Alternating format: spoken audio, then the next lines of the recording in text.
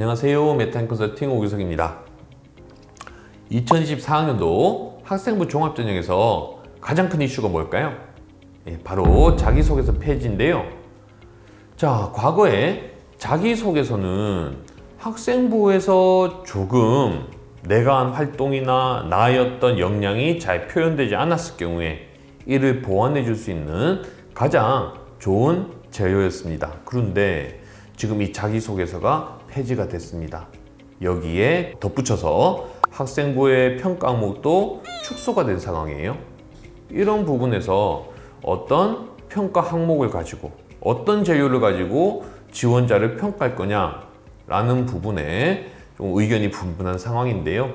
물론 앞서서 잠깐 말씀드렸던 성적이 상승될 것이다 라는 부분은 쉽게 예상을 할 수 있겠습니다만, 그럼 그 이외에 어떤 부분이 포함이 될 것이며 또 학생부 종합전형에서 보고자 하는 여러 역량들은 어떤 것이 있는지, 또 이 학생부 종합전형을 잘 지원하기 위해서 남은 기간 어떤 준비를 해야 되는지 등에 대해서 간략히 말씀을 드려보고자 합니다.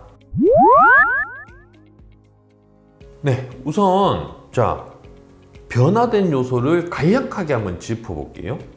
자, 우선은 학생부상에서는 개인봉사, 자율동아리, 영재교육기록, 그리고 독서활동 등 많은 항목이 축소가 됐어요. 여기에 수상경력도 있죠. 이런 부분이 축소가 됐고요. 거기에 자기소개서가 폐지가 되었습니다. 그렇기 때문에 교과 성적의 반영 비중이 상대적으로 높아지는 부분은 어떻게 보면 당연한 건데요. 우리가 한번 생각을 해봐야 될 점은 학생부 교과전형과 학생부 종합전형은 과연 똑같은 방식으로 교과 성적을 평가할 거냐 라는 부분이에요. 물론 결론은 아닙니다요. 자, 생각을 해봅시다. 내가 만약에 국어국문학과를 지원을 해요. 그러면 어떻겠어요? 국어국문학과에서 배우는 커리큘럼이 있을 거예요. 그런데 거기에는 수학과 관련된 과목은 없어요. 그러면 내가 국어국문학과를 지원할 때는 수학 성적의 반영 비중은 상대적으로는 적어지겠죠. 반면에 어떤 공학 계열이다 또는 인문 계열에서는 경제학과다, 이런 학과를 지원할 경우에는 상대적으로 수학 교과의 반영 비중은 엄청나게 올라갈 겁니다. 자, 학생부 교과 전형에서는 그렇지 않아요. 대학별, 계열별로 우리는 어떤 과목을 이런 형태로 점수화할 거야 라는 게 명확히 표시가 되어 있기 때문에 학교에서 얘기하는 그런 내신 성적을 그대로 가지고 지원을 하는 거고요. 학생부 종합전형은 다릅니다. 자, 대표적으로 내가 지원하는 학과와 관련된 교과목의 성적이 어떤지, 또 어떤 과목별 성적 추이는 어떤지, 또 어떤 부분에서는 그러면 내가 주요하다고 생각하는 교과에 조금 떨어진 과목, 지나치게 떨어진 과목은 없는지. 실제로 있었거든요. 상담을 하다 보면은 주요 교과가 다 1, 2등급이에요. 그런데 뭐 중국어, 일본어라든가 기술과정이라든가 이런 과목들을 7등급, 8등급 가져오는 친구들도 생각보다 적지는 않아요. 그럼 이런 부분들도 학교에서는 평가를 합니다.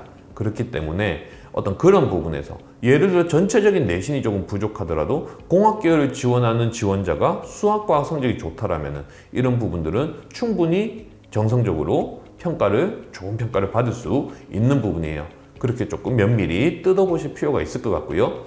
두 번째로는 세부능력 특기사항을 중심으로 한 내가 교과 수업 내용과 연관된 활동들입니다. 그 활동들이 얼마나 교과 내용과 잘 연관이 되어 있느냐. 간혹 여러분들이 착각하시는 게 내가 지원하려고 하는 학과에 대해서만 어떤 주제를 찾으려고 하시는 경우가 굉장히 많아요. 그런데 그렇게 준비하시기보다는 기본적으로 내가 수업 시간 중에 또는 내가 수업 내용을 학습하는 과정에서 어떤 생긴 궁금증이나 더 한번 생각해보고 탐구해보고 싶은 그런 어떤 주제가 있었다. 그런 형태로 연계된 그런 어떤 활동이 있다라고 하면은 설령 내가 지원하고자 하는 학과와 어떤 연관성이 조금은 떨어지더라도 이 부분은 충분히 평가받을 수 있기 때문에 이런 어떤 활동들이 있는지도 반드시 체크하고 지원하실 때 참고하셔야겠습니다. 그러면 이제 학생부 종합전형을 지원하기에 앞서 여러분들의 학생부를 평가를 하고 또 남은 기간 이 학생부를 보완을 하실 텐데요. 자, 학생부를 평가하실 때 조금 주의하실 부분이 있어요. 자, 그런 거 있어요. 이거는 특히 우리가 이제 수시 지원 면접 과정에서, 면접을 준비하는 과정에서 자주 어떤 나타나는 현상인데요.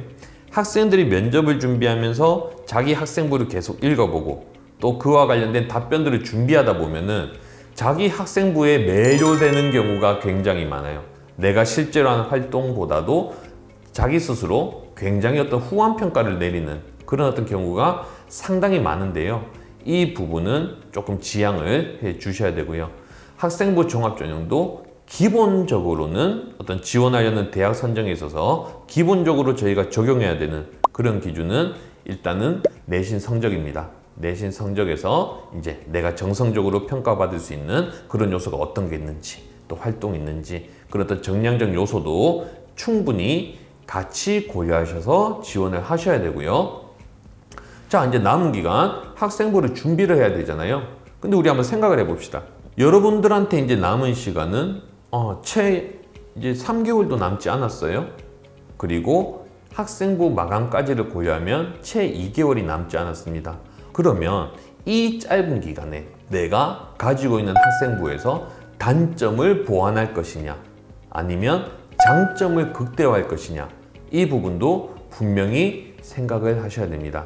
물론 단점이 보완되는 부분도 충분히 가능하겠으나 2년 동안 쌓아온 어떤 단점을 한 학기로 보완한다는 부분은 생각보다 쉽지 않아요. 그렇다면 1학년, 2학년 지나온 어떤 2년간의 어떤 생활과 기록 중에서 내가 잘된 부분들을 찾아내서 이 부분을 특장점화시키는 이런 어떤 과정이 조금은 더 효과적일 것이라 생각이 됩니다. 또 마지막으로 한번 생각을 해보실 부분은 기존의 어떤 학생부 기재를 마음에 안 들어하는 학생들이 굉장히 많아요. 내가 분명히 활동을 굉장히 열심히 했는데 활동에 대한 어떤 그런 묘사가 잘 되어 있잖아요. 그냥 어떤 주제로 이런 활동했어, 뭐 결과물 뭐 이제 보고서가 나왔다, 아니면 발표를 했다, 이런 어떤 정도로만 기재가 되어 있는 경우가 많습니다. 예전이면 이거를 자기소개서로 어떤 부연 설명을 했을 거예요. 근데 지금은 그게 안 된단 말이에요. 그러면은 적어도 3학년 때 추가할 수 있는 활동에서는 이 어떤 활동을 기재를 할 때 어떤 동기라든가 어떤 과정이라든가 어떤 본인이 어떤 깨달은 점이라든가 이런 어떤 일련의 과정들을 조금 더 일목요연하게 정리해서 이제 기록에 남길 필요가 있습니다. 이런 어떤 기록들이 경우에 따라서는 1학년, 2학년 때 다소 기재가 미비했던 그런 어떤 활동들도 보완을 할 수 있는 요소가 될 수 있습니다. 그렇기 때문에 이런 부분들 반드시 신경 쓰셔서 마지막 학생부 보완 본인 어떤 만족스러울 수 있게 그렇게 마무리하실 수 있도록 저희가 도와드리겠습니다. 감사합니다.